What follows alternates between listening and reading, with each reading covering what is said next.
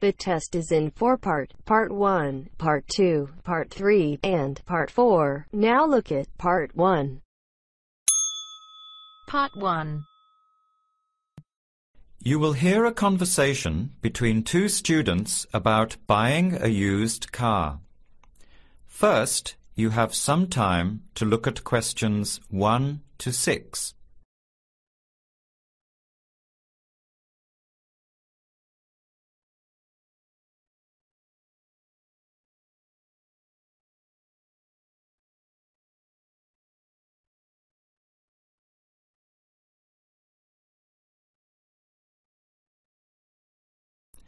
Answer the questions as you listen. You will not hear the recording a second time. Listen carefully to the conversation and answer questions 1 to 6.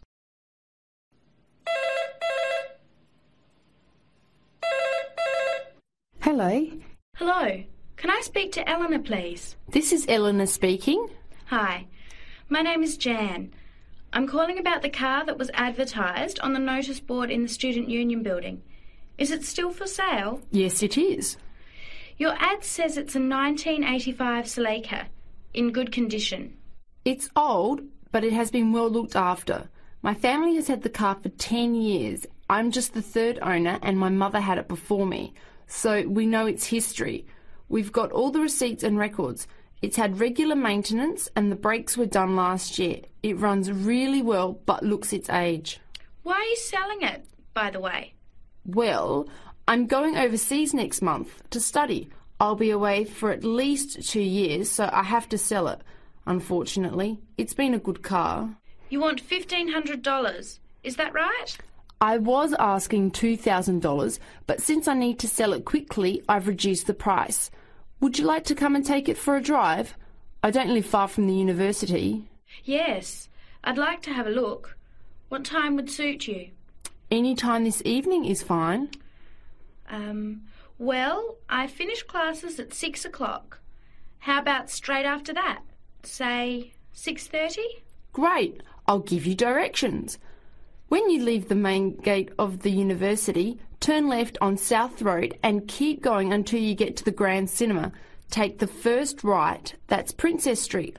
I'm at number 88 on the right. So it's 80 Princess Street?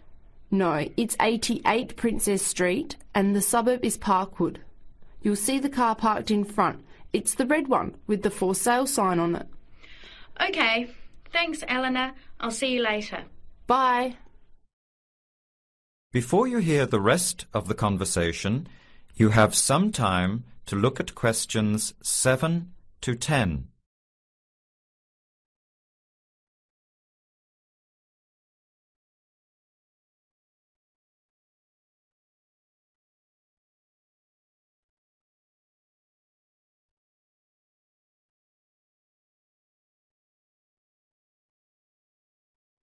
Later that day, at the university, Jan meets up with her friend Sam and tells him about the car. Hi, Sam. Hey, Jan. What's happening? I'm glad I ran into you. I've decided I have to get a car. You're going to buy a car? Do you really need one? I'd probably still be driving, except that my car broke down last year. Instead of getting another one, I just moved closer to the university and went back to riding a bike. Better for the environment, better for my health, and I save a lot of money. Did it really cost that much? Well, when you think of registration, insurance, rising petrol costs, parking plus maintenance and repairs, it adds up. I know it's going to be expensive, but I really need my own transportation. It takes half an hour by bus each way to university as it is.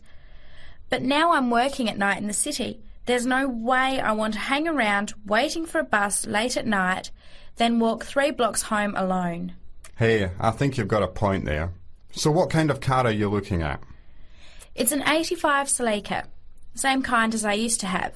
The owner's asking $1,500. That's pretty old. How many kilometres has it done? You know, I forgot to ask. I'll have to check tonight when I go to see it. Would you be able to come with me to have a look? At about 6:30? Sure, I'll come, but I don't know a lot about cars. I do know one thing, though. I wouldn't buy an old car without having a mechanic look at it first. That's a good idea. But won't it cost a lot? Not really. You can get a check done through the Automobile Association for $80, and it comes with a report on the condition of the car. It can save you a lot of money in the long run. I'll keep that in mind. So we have to get to Parkwood at 6:30. Do you want to take the bus? It goes straight down South Road every 15 minutes. Or maybe we could walk. I don't think it's that far. Actually, I could borrow my roommate's motorbike for an hour or so. He's working all evening in the library. Do you think he'd mind? No way. He owes me a favour or two. Okay, great. See you at 6, outside the student centre. That is the end of part 1. You now have half a minute to check your answers.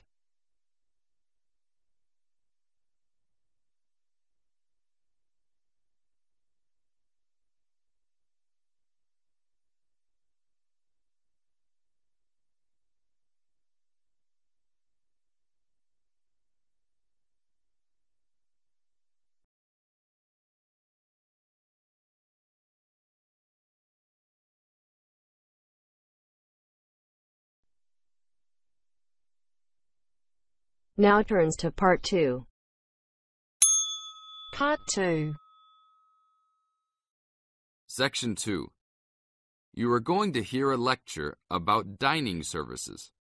First, you have some time to look at questions 11 to 14.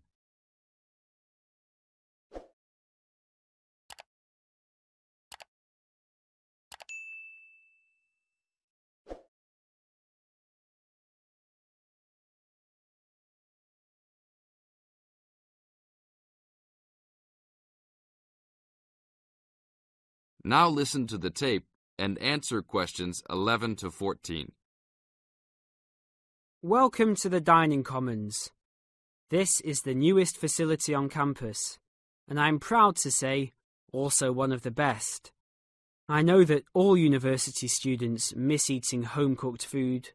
Well, this year, we are hoping to provide students with food and services that will make you feel at home, even without your family. The administration has been listening to the voice of the students.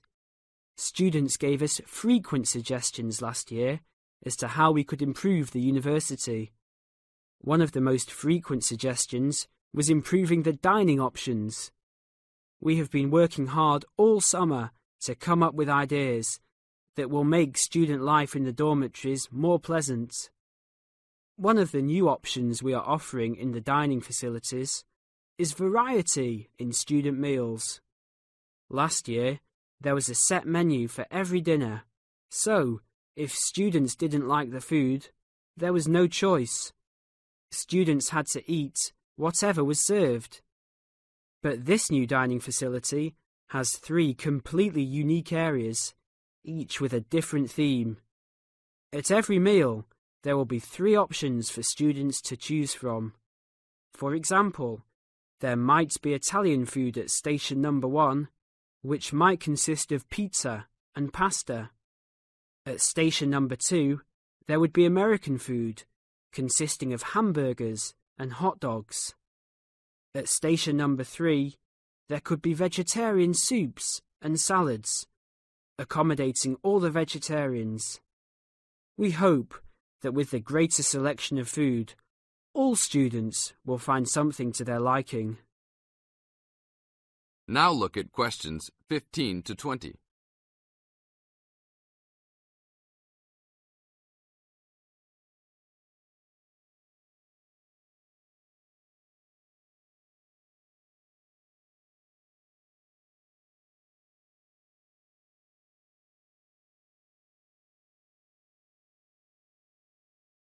Now listen to the tape and answer questions 15 to 20. Not only will students have more options, the food will also be better.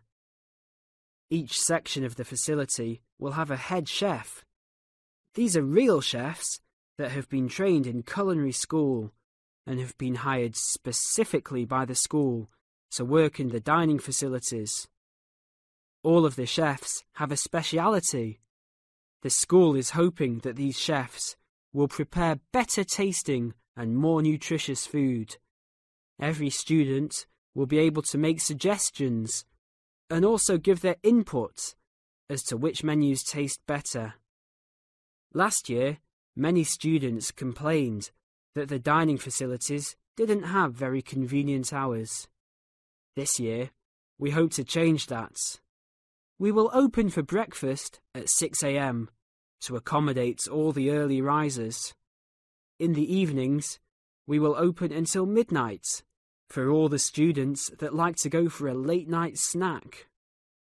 The afternoons will still remain closed, but we will have a student store open that will provide all students with drinks and fruit.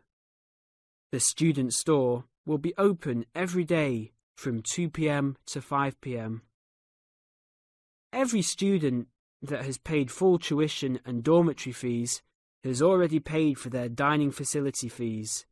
Students can eat at any time and in any amount for free. If you are a student that does not live in a dormitory, you can still purchase a dining facility card. This card will entitle you to the full services of the dining facility. This card is available only for students and is not open to the general public. If you are not a student and wish to dine here, you must purchase meals at the door. There are a few rules to follow. Even though we do not limit the amount of food that can be taken, we do not want students to waste food. Please do not take more than you can eat. Also, every student must clean his or her own trays and plates. We will provide plates and trays for student use, but please do not abuse these items. Please do not leave your plates on the tables. Your parents are not here to clean up after you anymore, so I hope all students will be responsible. Thank you for your attention and enjoy the upcoming year. That is the end of part 2. You now have half a minute to check your answers.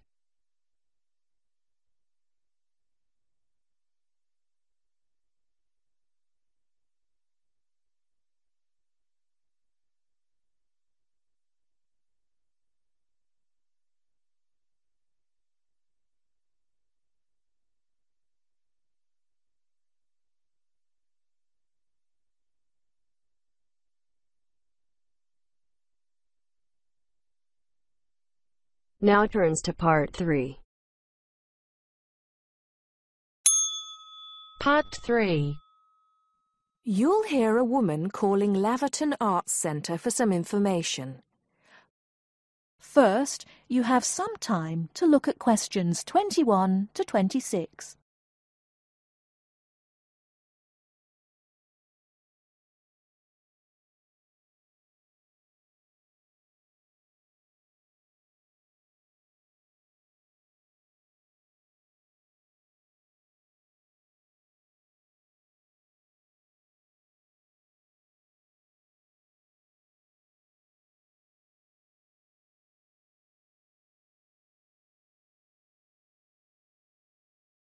Now listen carefully and answer questions 21 to 26. Laverton Arts Centre. How can I help you? Hello. I've been to the Arts Centre a few times recently, and I understand you have this scheme for regular visitors. The Friends of Laverton Arts Centre. Yes, that's right. I wonder if you could tell me a little about it. I mean, how much it costs and what benefits it offers, things like that. Certainly. Well, first of all, the good news is that we've recently changed the scheme. It used to cost £15 a year, but now it's free. All you have to do is fill in an application form. You can either come to the Arts Centre and do that here, or you can go to our website and apply online. And so what are the benefits of joining? There are actually quite a few. As a friend of Laverton Arts Centre, You'll receive a newsletter every 3 months with information on all the forthcoming events. That sounds useful. You also get priority booking for shows and concerts in the main theatre. Can you explain how that works exactly? Yes.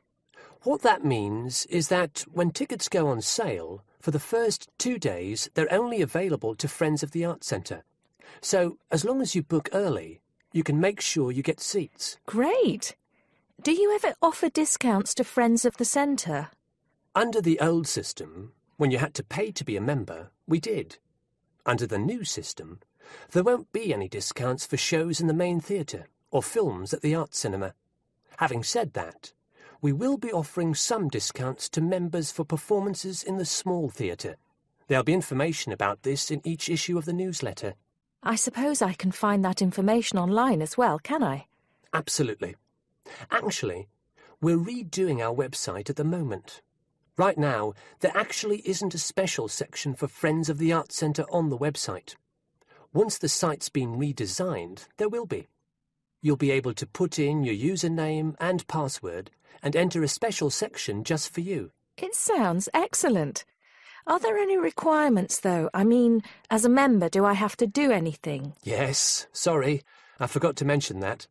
There are no formal requirements at all, though obviously we have this scheme to encourage people to attend events here regularly.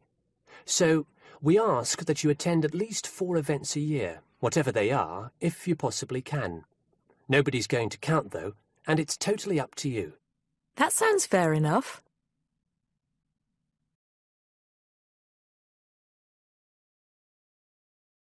Before you hear the rest of the talk, you have some time to look at questions 27 to 30.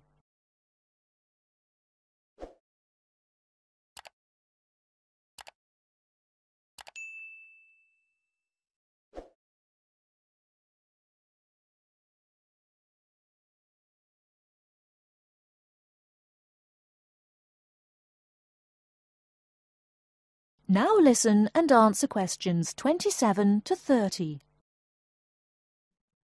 While you're here, we're actually conducting a short survey of people who phone up the Arts Centre. Would you mind if I asked you a few questions? It'll only take a couple of minutes. Sure, no problem. Thanks a lot. So, how many times have you visited Laverton Arts Centre in the last 6 months? Well, I've only lived in the area for the last 4 months, so not that many times. 3, I suppose. Yes, that's right. Fine. And how did you first find out about the Arts Centre? Let me think. Oh, yes, a friend invited me to a concert, and I came with her. Have you ever seen a film at the Arts Cinema here? No, I haven't, to be honest. In fact, until you mentioned it earlier, I didn't realise you even had a cinema. One more question. If we offered a free tour of the Arts Centre, including things such as going backstage to look at the dressing rooms, would you be interested in going on it? Oh, yes, definitely. I think a tour like that would be very interesting. I'd even pay for it. That's great. Thank you very much for your time. Thank you.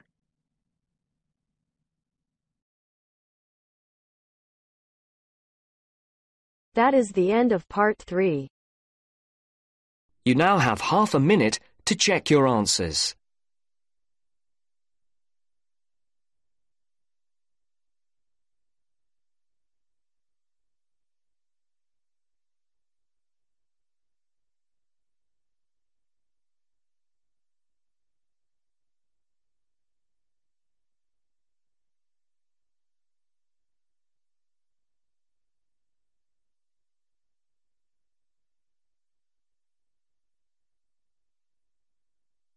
Now turns to part 4. Part 4. You are going to hear a lecture on fishing. First, look at questions 31 to 36.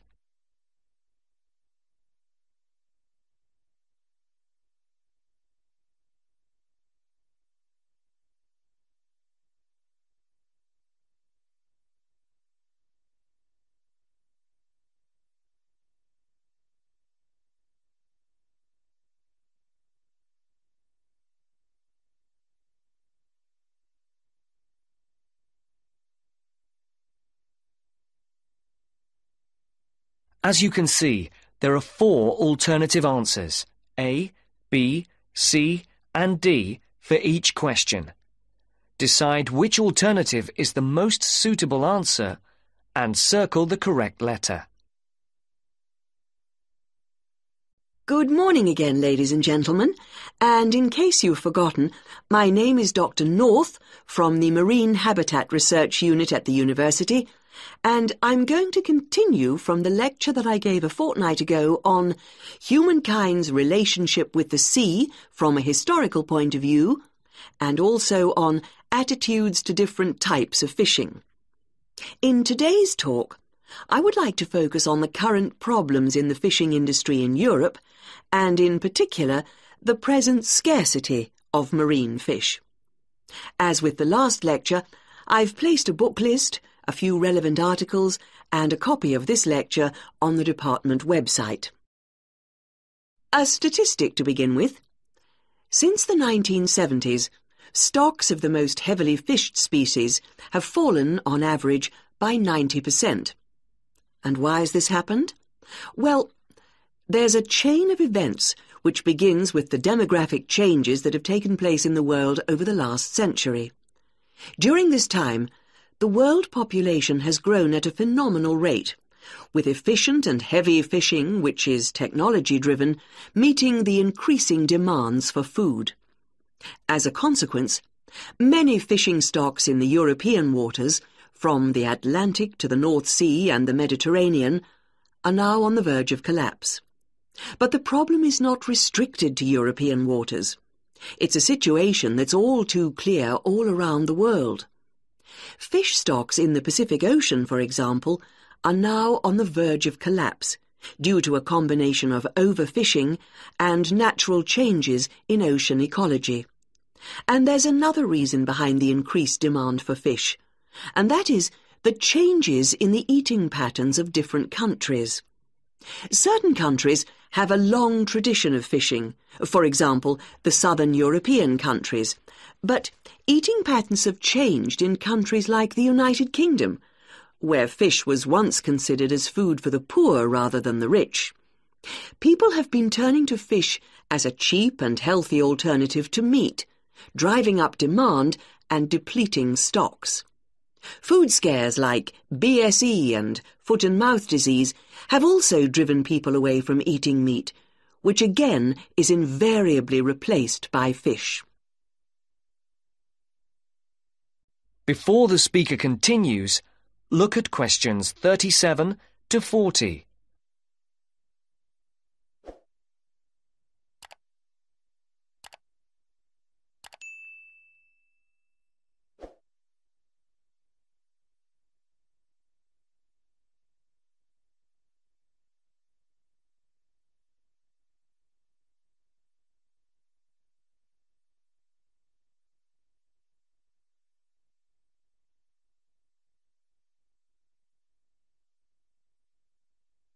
As you listen, complete the table.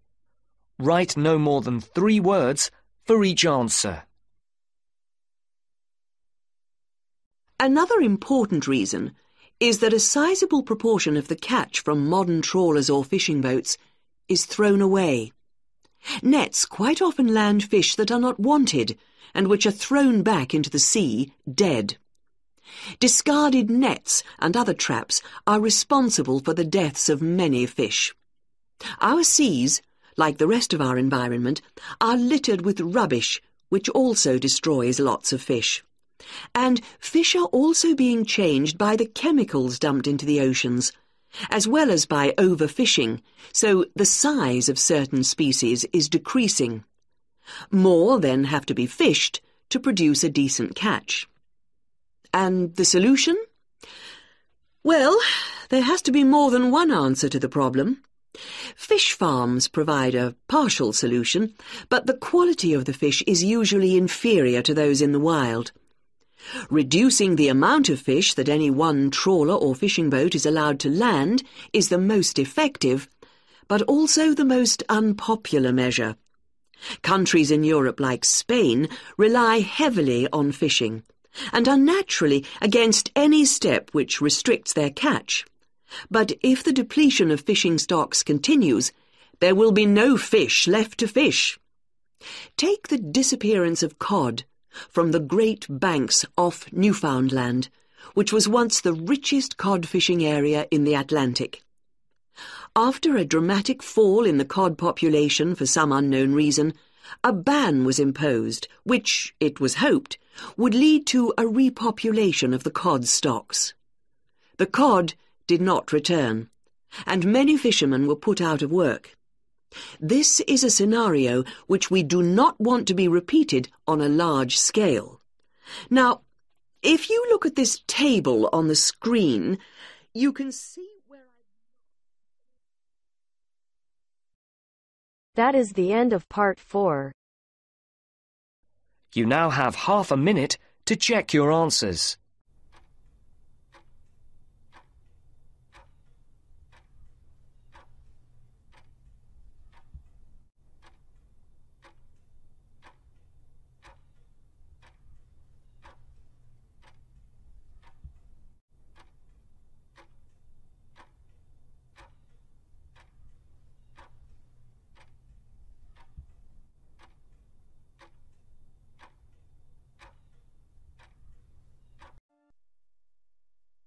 That is the end of the listening test. In the IELTS test, you will now have 10 minutes to transfer your answers to the answer sheet.